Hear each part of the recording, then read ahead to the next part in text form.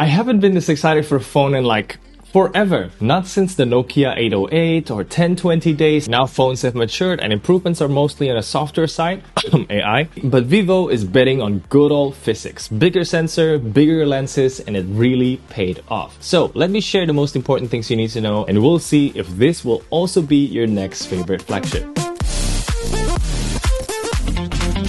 Selamat pagi! Good morning everyone, Kenneth here and welcome to my long-term review of the Vivo X200 Pro. Both me and my brother has been using this phone for more than 4 months now, and despite lacking the 1-inch sensor from the X200 Ultra or Xiaomi 15 Ultra, I think the crazy good telephoto lens more than makes up for it. The software also is better than Xiaomi in my opinion, and the price is very good too. 800 bucks for 12 plus 256 gigs and just 100 bucks more for 16 plus half a terabyte, which puts it still significantly below flagships like Samsung or Apple while taking better pictures. Really. So as always, everything is my own honest opinion, and I think it's fitting to dive deep into the camera system first and talk about the rest afterwards, because it really is what sets this phone apart and also the main reason why this become my favorite flagship. So without further ado, let's bring in the sample shots starting now.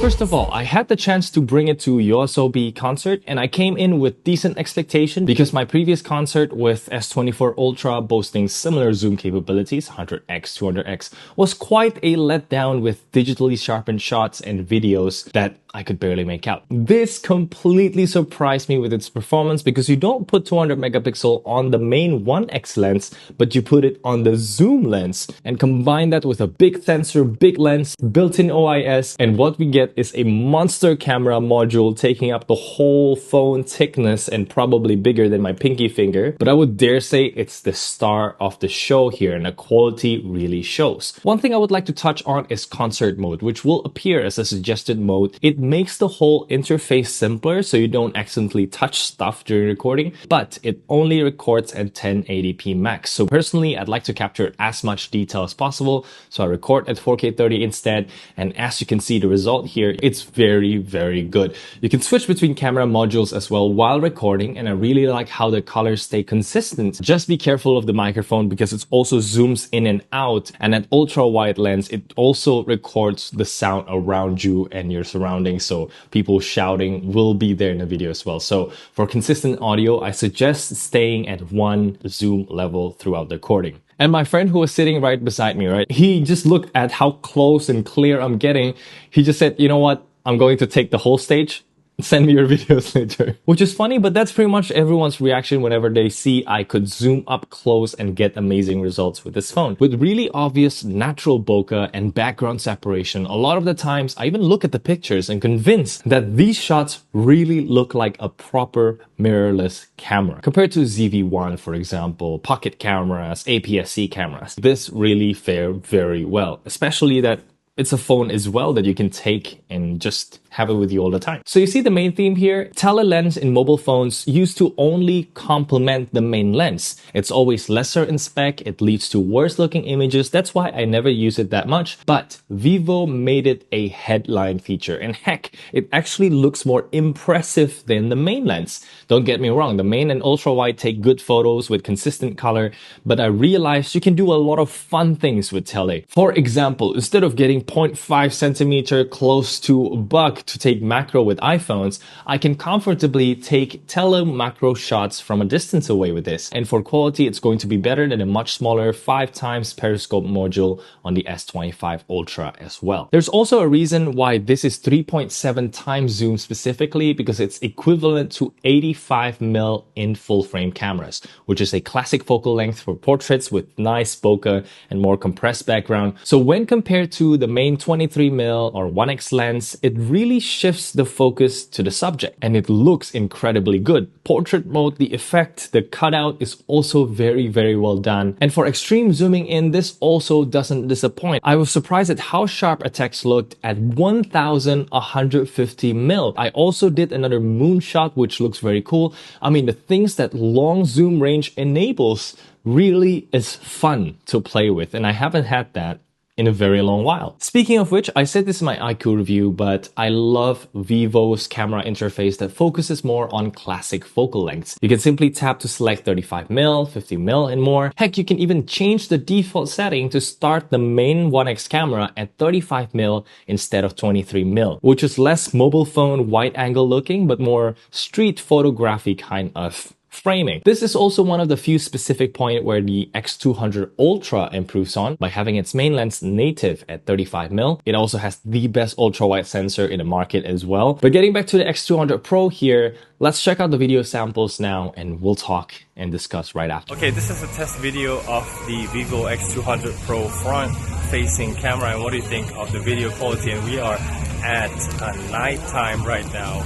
Without any voice enhancement, let me put that on, and this is with the vocal enhancement on to filter the background noise a little bit. Now, let's switch over to the back camera. Here we are now with the back camera, and this is the different location than before, but what do you think of the video quality and also the stabilization, the microphone that can zoom in according to the zoom on your lens? And yeah, what do you think of the video quality? We are shooting at a very low light situation here, but I think it's gonna be a great performer. But yeah, let's check out the other lenses now in this video log test.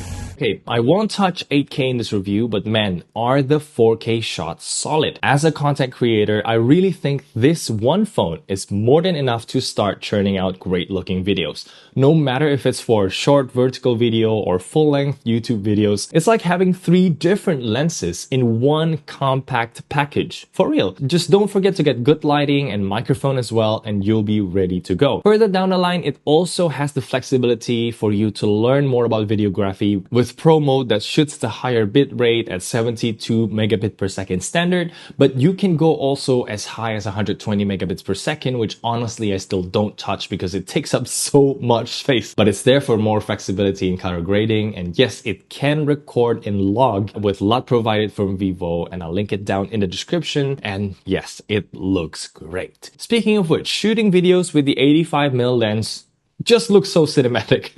I don't use that word often, but you know, just simply because you can focus on certain action more, zooming in and cropping only on that action, taking out the distraction captured by the wide lens on most 1x phones. And I know you can do 2x 50mm shots with most modern phones, but again, it's not native at that lens and the quality is not as good as this 85mm focal length. And I know I'm still very amateur at, you know, shooting, making cinematic footages, but I really had fun. So let me know what you think down in the comments below. Okay, hit the thumbs up if this has been helpful so far, and I hope that gives you a good overlook of the camera, which should be the main reason why you're buying this phone, because you're sacrificing weight balance on this phone. Yes, the camera top side is heavier than the bottom side and it tends to go down. It definitely takes some time to get used to, and I recommend getting a phone holder or a magnetic pop socket because it really helps, and you can also rest your finger on a huge camera circle to help prop up the phone, which I'm sure your little finger will thank you. Despite all that though, this still feels like a flagship. It's IP68 and 69 certified, so it can withstand submersion and strong jets. The glass back and front feels very premium. The backside is a very soft matte texture. Also, the stainless steel sides is very grippy. I know some might worry about what glass is being put here because Vivo only described the front glass as armor glass that's stronger than ever, which is most likely Scott Sensation, just like the iQOO 13 here. But in any case, it's been pristine so far, and I really appreciate how in Indonesia they give you 4 times per year free screen protector change and a case replacement as well. Though I'm not sure how other countries do it, but it really is a great move. And the only downside I can think of is the lack of third-party cases, so obviously your option is going to be very limited compared to the vast selection of Samsung or Apple phone cases. Talking about other features, since the top part is basically taken all by the cameras, they had to move the IR blaster to the camera cluster here. So it points backwards, and you can still actually control your AC, TV or whatnot with the camera side down, holding it like this. But if they don't react, then you know that you have to point the back camera to the sensor. This is the same with wireless charging coil. It's not in the center of the phone, but moves slightly down. And it might be a bit hard to align with wireless chargers that only charges in the middle, which is similar to flip phones if you're used to that. Speaking of which, I still love how Vivo and FunTouch OS can copy access cards, even though it has to be unencrypted and 13.56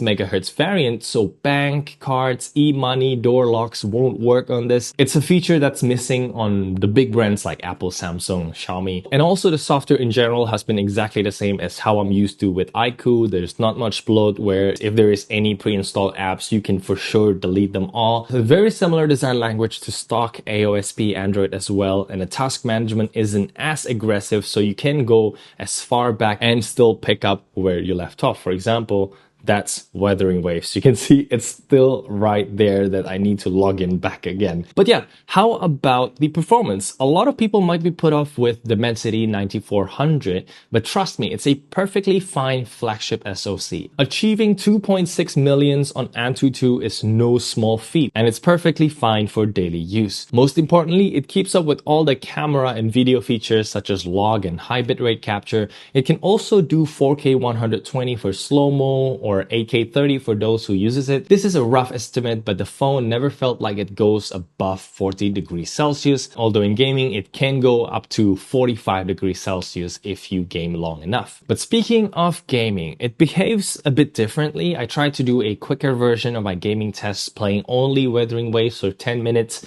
starting from a cool 30 degrees phone, and firstly with a medium resolution setting. I was farming echoes at the tacit field. It started out trying to hit 60 FPS, but then quickly flattens out at 40 FPS all the way through. And you can check out the gameplay a little bit here. And so far it's pretty consistent despite not touching 60 FPS like the iQOO does. Then I tried to change the settings to the usual quality preset with 60 FPS frame rate, once again farming some level up materials inside a domain, and we see the exact same behavior as before, which is very interesting because most likely to keep temperature in check, they limit this kind of performance. Then also, walking around Renacita with lots of NPCs and building assets, we can see the same behavior repeats itself. Fortunately, it still stays at 40 FPS solid, and last but not least, I was curious to visit Sea of Flames that used to tank phones down to around 10 FPS range back in the days. But fortunately, we still see the same behavior hovering at just around 40 FPS mark, which is great because you always have the same amount of frame time and it reduces that kind of jittery effect that you're feeling while playing. Speaking about that, we do lose some gaming features compared to iQOO 13 though, such as bypass charging is not here, and the absence of dedicated display chip means there's no resolution upscaling or frame rate interpolation. The other downside when going MediaTek is also no aptX adaptive or lossless for auto low latency when playing games with compatible Bluetooth earbuds. But as far as lossless and sound quality is concerned, like I said in my audio guide video, the difference is pretty much negligible, at least to me. And going wired will always sound better, which is platform agnostic as well. And by the way, the phone has USB 3.2 Gen 1, so it's possible to connect external display, which is good to know when the upcoming Android will have Samsung DeX-like experience, which I'm really looking forward to. And of course, the screen is great. It's curved on all four sides, which feels nice when doing back and home gestures. It also helps with comfort when hand holding the phone, something I can't simply say with the Samsung S25 series. Despite only having 1.5K resolution, it's LTPO, so it goes as low as 0.1 Hz and goes up all the way to 120 Hz. And don't mind the peak 4500 nits. That's most likely for a dot or a very small window, while full screen brightness on auto is measured just shy of 1900 nits, which is still incredibly impressive and very visible outdoors. But most importantly, it can keep up at that very bright screen for quite a long time, so you can see what you're shooting outside reliably. Ultrasonic fingerprint sensor also works very, very well. Just like the iQOO 13, it's incredibly fast and located in a comfortable position. What's better in my opinion is the 6000 mAh silicon carbon battery, which is some of the biggest in this top-end camera phone market, and also quite a feat for Vivo to put in, considering the camera system already takes up pretty much half of the upper side of the phone. But it's a single cell battery now, so charging is maxed out at 90 watts wired, with also support for wireless charging up to 30 watts. Keep in mind that those are really marketing numbers, as in real life charging we hit around 54 watts maximum for only 1 minute. And of course, this is with fast charging turned on, alright? As usual, the test is done in a 27 degrees Celsius room, starting from 1% battery and a cool 32 degrees phone. We get 24% back within the first 10 minutes, and then in the 20 minutes mark, we're already down to around 31 watts of power. But anyway, we got 47% battery charge, which is a good estimate of the time needed to get your phone from 30 to 80%, which is 20 minutes. That's still very good. And we can see after 40 minutes mark, the power really drops for the next 20 minutes, making the full charge a bit over 1 hour. Having said that, it gets most of its charge within the first 40 minutes. And most importantly, the temperature never got above 40 degrees Celsius, which is great for battery health and also comfort wise. And one very important thing I want to highlight is the support for USB PD PPS charging. So most third-party chargers would be able to charge this just as fast, considering they support the high voltage PPS, which is great. And so that wraps up my review. Hopefully you get why this has become my favorite flagship by far. It pushes the camera boundaries in mobile form factor with good performance and value, which is something I really respect. But now that you know the ups and downs of the X200 Pro, would you get it yourself? Let me know in the comments, check out the affiliate links down below, and subscribe for more tech and audio reviews. Thank you so much for watching. I'm Kenneth, and I'll see you in the next one. Bye.